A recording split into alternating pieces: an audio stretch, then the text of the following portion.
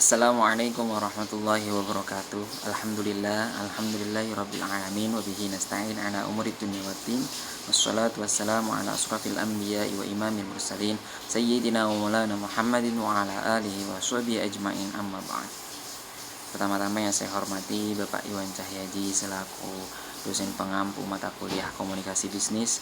Yang kedua, teman-teman yang saya cintai, izinkan kami kelompok 5 mempresentasikan makalah kami, yaitu tentang lobby dan negosiasi dalam bisnis, yang beranggota yang pertama Dila Ajeng Diasa Putri, yang kedua Syafaatul Ma'rufah, yang ketiga Afani Amilah Mabrur, dan yang keempat Muhammad Bahduddin Asin.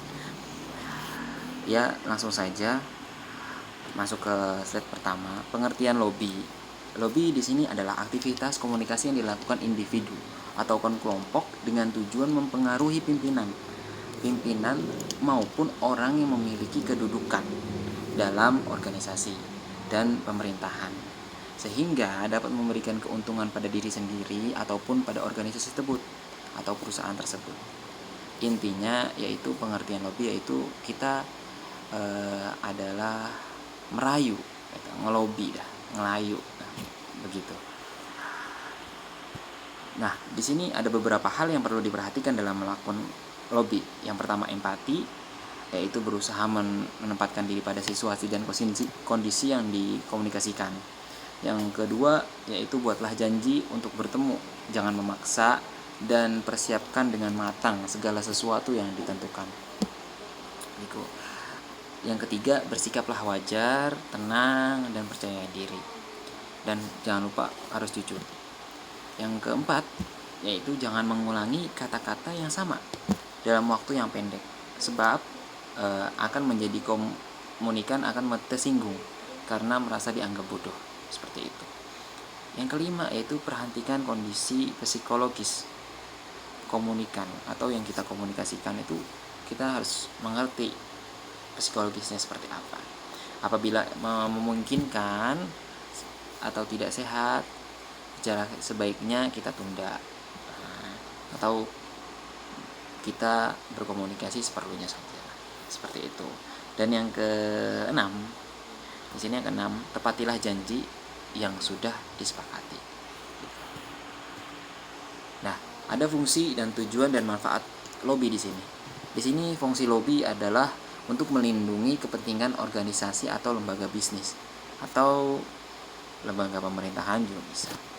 Tujuan lobby di sini, tujuan lobby yaitu aktivitas yang dilakukan untuk mempengaruhi, meyakinkan orang atau pihak lain sehingga orang itu sependapat dan seagenda dengan kita. Ya, merayu lah. Ibaratnya merayu, membujuk untuk bisa-bisa persepsinya atau pemikirannya dan sama dengan kita, atau ide-idenya kita samakan dengan kita, gitu. Menerima ide-ide kita, seperti itu. Di sini manfaat lobby yaitu untuk mempengaruhi pengambil keputusan agar keputusannya tidak merugikan pada pelobi dari suatu organisasi atau dari suatu lembaga bisnis, seperti itu. Nah, pengertian negosiasi itu sendiri yaitu ada beberapa pendapat. Menurut Hartman, merupakan suatu proses komunikasi antara dua pihak yang masing-masing mempunyai tujuan dan sudut pandang mereka sendiri-sendiri yang berusaha mencapai kesepakatan bersama. Itu. Yang menurut Kese, negosiasi yaitu proses di mana paling sedikit ada dua pihak dengan persepsi kebutuhan dan motivasi yang berbeda mencoba untuk bersepakat tentang suatu hal demi kepentingan bersama, seperti demi kepentingan suatu perusahaan atau organisasi. Nah, di sini ada tahapan proses negosiasi, ada 3. Di sini ada tahap perencanaan, tahap implementasi, dan tahap peninjauan negosiasi. Nah, di tahap perencanaan ini membutuhkan 3 tugas utama, yaitu merencanakan sasaran negosiasi, memutuskan strateginya, dan memperjelas proses bernegosiasinya. Nah, yang kedua adalah tahap implementasi. Di sini tahap implementasi yaitu tahapan penerapan atau tindakan yang diperlukan agar mencapai sukses dalam bernegosiasi. Tahapan ini bukan lagi sebagai wacana, melainkan sudah tahapan tindakan yang akan dilakukan untuk bernegosiasi. Yang ketiga yaitu tahap peninjauan negosiasi. Merupakan